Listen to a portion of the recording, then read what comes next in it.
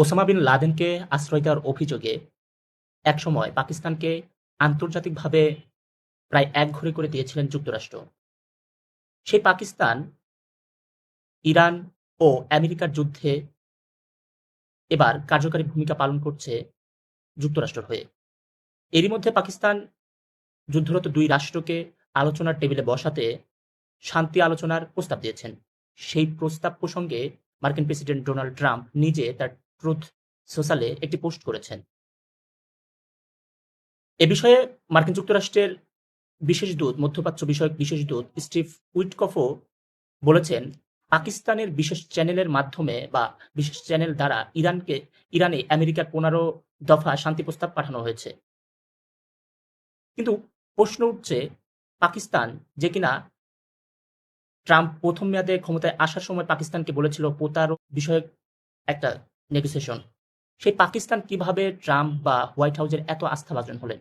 সেই বিষয় নিয়েই আন্তর্জাতিক রাজনীতিতে চলছে বিশেষ গুঞ্জন এবং বিশ্লেষণ। বলা চলে, ট্রাম্প যখন প্রথম মেয়াদে ক্ষমতায় আসলেন তখন পাকিস্তানকে অসৎ রাষ্ট্র হিসেবে উল্লেখ করে বলেছিলেন, পাকিস্তান যুক্তরাষ্ট্রকে প্রতারণা ছাড়া কিচ্ছু দেয়নি। সেই পাকিস্তানি এখন ট্রাম্পকে নোবেল পুরস্কারের জন্য মনোনীত করেন। গত বছর নোবেল পুরস্কার পাওয়ার জন্য, শান্তিতে নোবেল পুরস্কার পাওয়ার জন্য প্রেসিডেন্ট ডোনাল্ড ট্রাম্প ব্যাপক লড়াই করেছেন।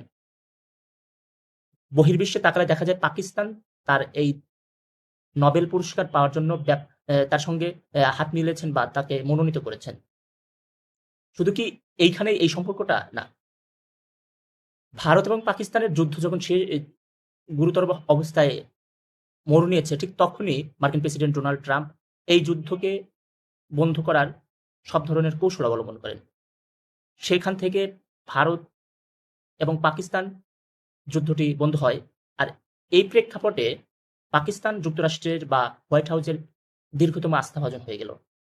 কিন্তু কেন, কিভাবে এত আস্থাভাজন হলো যুক্তরাষ্ট্র বা ট্রাম্পের বৃত্তের মধ্যে পাকিস্তান রাষ্ট্রটি?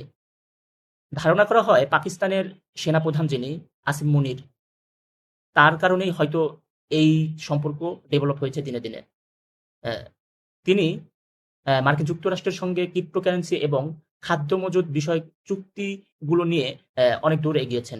মার্কিন প্রেসিডেন্ট দ্বিতীয় মেয়াদে যখন ক্ষমতায় আসলেন তখন তাকে, আসিম মুনিরকে ফিল্ড মার্শাল ও সেরা মার্শাল হিসেবেও ঘোষিত করেন।